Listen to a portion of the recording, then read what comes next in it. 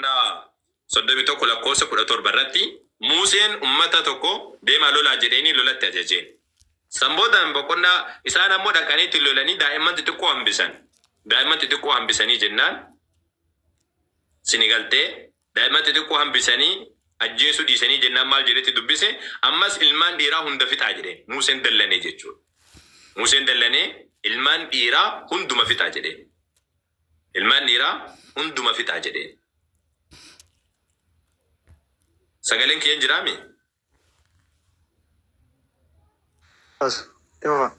Ni jira ustaaz itti fufaa ni jira. Okay, abdi irraan bahin abdi eegi sirritti. Maaliif akka koppilinkii isin goon calliftanii seeysan waan hin saadhanaaf hin galleen. Manni abdiidhaa guddatee jira tuttuqaame tolee tayyee. Maal jedhaa? Ammas ilmaan dhiiraa hunda fixaa jedha. Lafarra dhabamsiisaa jedha. Waan rabbumaan nuuf fadhatee maal goonaa miti. Ilmaan dhiiraa hunda fixaa. Allahu akbar. Akkasuma dubartii dhiiraa wajjin ciiftee hundumaa ajjeesaa jedha. Dubartii dhiirri tuqee beeku hunda ajjeesaa jedha. Garuu dubara takkuma dhiira wajjin hin ciisin ofii keessaniif hambifadhaa jedha. Dubara dhiirri wajjin ciiseen beekne xixiqqoo jechuudha. Isii akkasiisaniin ammoo ofii keessaniif hambifadhaa jedha. Inni kun eenyutu akkana jedhe Museedha. Musee ammoo kan ajaju eenyudha? Waaqayyoodha. Okay. Inni kun amma akka jedhaa jiru kan argaa jirtan daa'imman xixiqqoodha. Daa'imman xixiqqootu hambifame daa'imman xixiqqoo san ammoo dhokkee rakasa goorra'aati ajjeesaamee jedha tuuba. Tole ammas ammoo dabalataan Hoose'aa boqonnaa 13 lakkoofsa 16 isin dubbisa. Hoose'aa boqonnaa 13 lakkoofsa 16 sabni Samariyaa jedha. Waaqayyotu dubbate isa kan. Sabni Samariyaa waan waaqa isaatti fincileef gatii balleessaa isaan argata jedhee isaan goraadeedhaan dhumuu jedhe yookaan billaadhaan hin dhumuu jedheetiin dubbata. Daa'imman isaanii lafatti harcaafamu, dubartoonni isaanii kanneen ulfa qabanis ni baqaqfamuu jedha. Baqaqfamuun beektanii mitiire garaan dhoofame daa'imni keessa baha jedha. Daa'imman dubartiin isaanis. Waaqayyotu akkana jedha akkuma isinii galtu Waaqayyotu dallaneetiin akkanatti akka daa'imman isaanii baqaqfamuu dubartiin akka garaa keessaa daa'imtii baqaqfamtee keessaa baatu operaasyoonii godhamtu jechuudha. Akka daa'imti keessaa baqaqfamee keessaa baatu Waaqayyotu akkana godha. Dallanee Waaqayyo bifa kanatti hojjeta jechuudha. Okay. Kan biraadha fakkeenyaaf Saamu'eel tokkoffaa silaa Saamu'eel tokkoffaa boqonnaa 15 lakkoofsa tokkorraa yoo kaafneetiin dubbifne akkana jedha. Saamu'eelis Saa'oliin akkana jedhee akka ati saba Israa'el irratti mootii taatuuf akka ani si dibuuf Waaqayyo na ergeera. Kanaafuu ati amma dubbii Waaqayyo dhaga'i jedha. Dubbii Waaqayyo keessa maalidha? Dhageeffadha dubbii Waaqayyoodha. Amma dhaqii Amaaleqoota dha'iitii waan kan isaanii ta'e hunda barbadeessi. Dhabama godhi jedha. Isaan hin hambisin dhukkee irraa kaase. Dhiirotaa fi dubartoonni Allahu akbar. Ijoollee fi daa'imman xixiqqoon illeen okke. Loonii fi hoolota hoolaan bilaash. Gaalawwanii fi harroota fixii jedha guutuu isaadha. Hundi sidha lafarra dhabamsiisi jedha. Kana Waaqayyotu ajaju jira.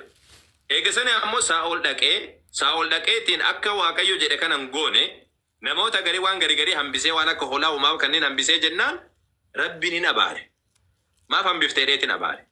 Sini galaa miti isaa? Maaliif hambiftee ati wannummaan ati hambiftuuf maali? Jedheetiin Waaqayyo dhukkee irraa kaasee Saa'oliin irraa jechuudha itti dallane jechuudha. Akkanatti dhukkee irraa kaasee tan abaare. Mee ammas itti ilaalame dhiiraa ta'e dubartoonni jedhe. Dubartoota illee ajjeesutti ajaja.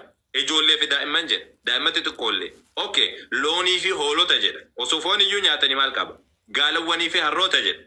Echi gaalli illee haa nyaatamuuti harreenoo maal goote miskiina Rabbiidha tawaa baattu malee isiin waan biraadha maaluma hojjetti kadhu. Faarfannaa boqonnaa 137 lakkoofsa 9 irratti maal jedheetiin dubbata? Lakkoofsa 8 irratti ni dubbisu. Yaa intala Baabiloon kan baduudhaaf qophoofte inni waan ati nu goote sanaaf gatii siif kennu eebbifamaadha jedhe. Erga sani hoo inni daa'imman kee qabee dhagaa irratti caccabsu sun eebbifamaadha jedhe. Inni daa'imman kee qabee dhagaa irratti caccabsu sun eebbifamaadha jedhe. Kana kan jedhu eenyudha? Macaafa. Macaafa keessatti Saamu'eel waan faarfannaa Daawit kan jedhamu sani. Inni daa'imman kee qabee dhagaa irratti caccabsu daa'imman mataa isii cafaqu akka sun eebbifamaadha jedhe. Macaafa dhaalame macaafni sadarkaa kanatti jiru daa'imman mataan isiidha caccabee yoo jedhe gaariidha eebbifamaadha inni caccabsu kan jedheetiin dubbatu osoo kun jiru duuba amma kiristaanota dhufaniitti waan ajjechaadhaan nutti dubbatanii jechuudha. Saalfatu qaban sila. Saalfachuun barbaachisaa ture garuu isaan tuusa saalfni malee. Hizqeel boqonnaa 9 irratti maal jedha? Lakkoofsa 6 kaasee isin dubbise jechuudha. Jaarsota, dargaggeeyyii, shamarran, dubartootaa fi ijoollee ajjeesaa jedhe hunda isaanii jechuudha.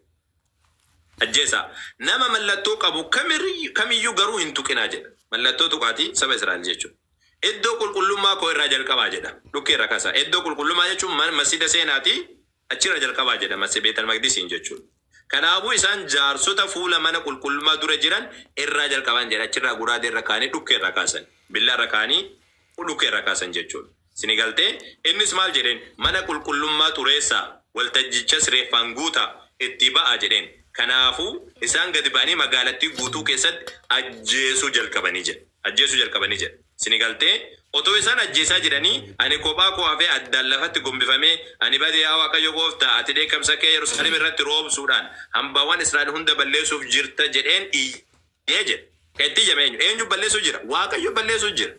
Waaqayyo balleessuu jira. Hizqeel eenyu ta'ee jedha. Ati balleessuu jirta yaa Waaqayyo wayyoo jedheetiin qayyuu jiru eenyudha? Hizqeel. Eenyu balleessuu jira? Waaqayyo. Waaqayyotu itti dhiisee dhukkee irraa kaasee balleessee jedha duuba. Okay, erga sani hoo maal jedha ammas itti fufnee dubbifna. Hizqeeluma boqonnaa 11 lakkoofsa 8 irra yoo dubbifne kanaafuu Waaqayyo jedha lakkoofsa 7 irraa isin dubbisa. Kanaafuu Waaqayyo gooftaan akkana jedha.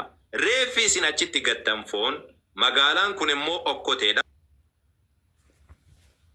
Ani garuu magaalaa kana keessa isin nan baasa isin guraadee sodaattu wanni ani isinitti fidu ammoo guraadeedha jedha Waaqayyo gooftaan jedha. Guraadee jechuun billaa jechuudha.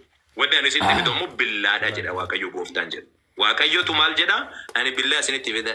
Kurut isinirraa kan godhanii ka akkasii san isinitti fidee isin fixaa jedheeti Waaqayyo dubbatee jedha. Ermiyaas boqonnaa 19 lakkoofsa 9 irraa kaasneeti dubbifna. Ani akka isaan foon ilmaan isaaniitii fi intalli isaanii nyaatan nan godhaa jedha. Eenyu jedha? Waaqayyo jedha. Akka isaan foon ilmaa fi foon intala isaanii.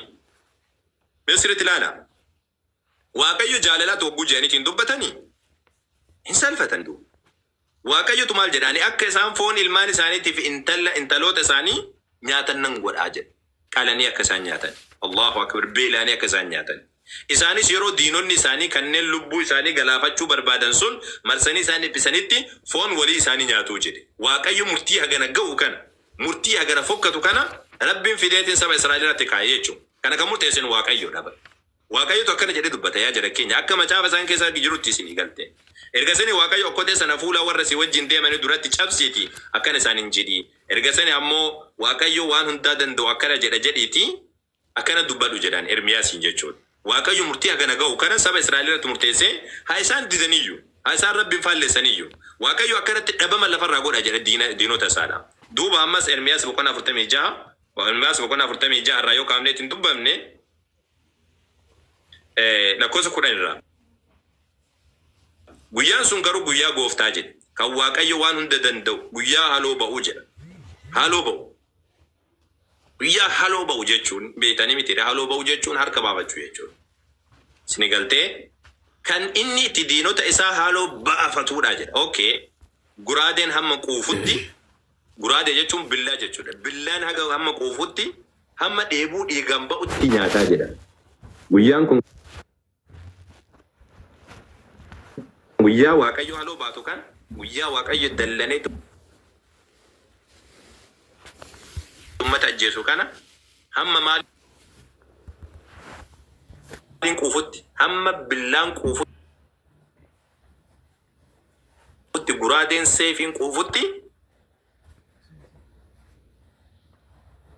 dhiigni kun dhangala'ee hamma dheebuu inni ba'utti in nyaata.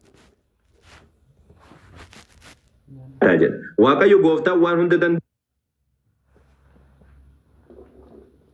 biyya kaabaa keessatti laga Efraaxiis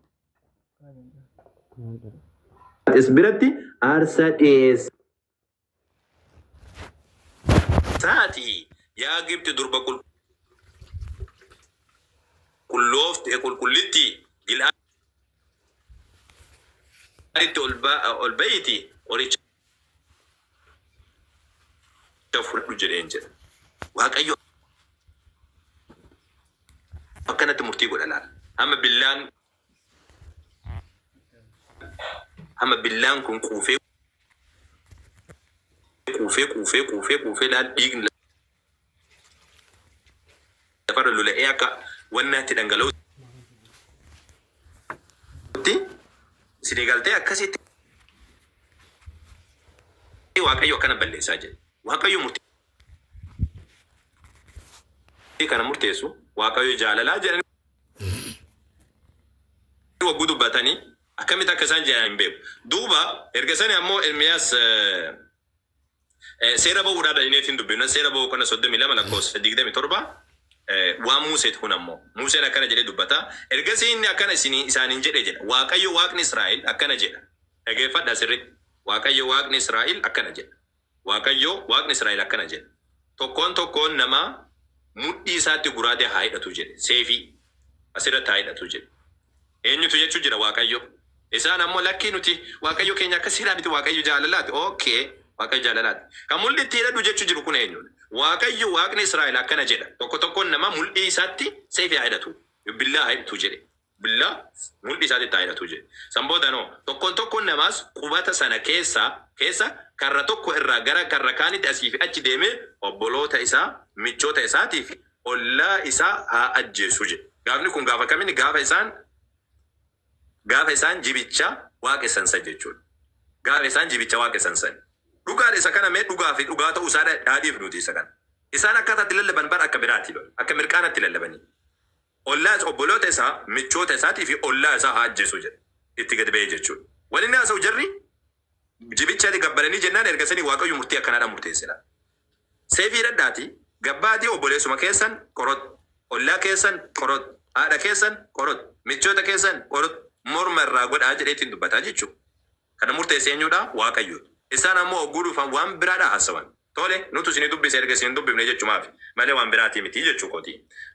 Seera keessatti boqonnaa 20 lakkoofsa 10 irraa kaafnee yoo dubbifne jechuudha waa'ee akkaataa lolaa Museen itti ajajameeti. Maal jedhaa?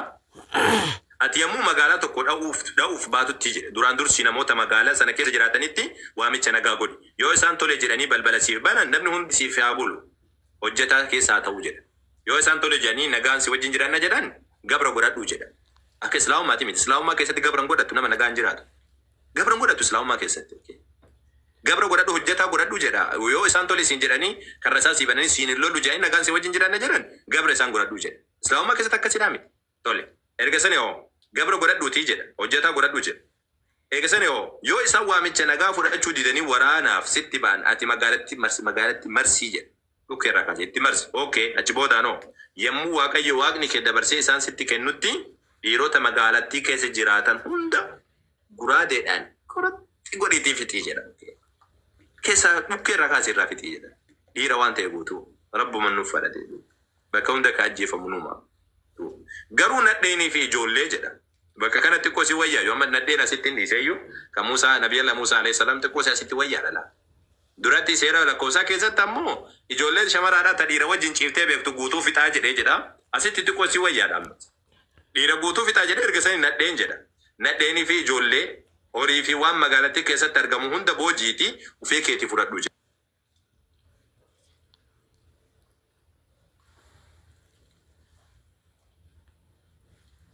Dubartoota sanniin kanneen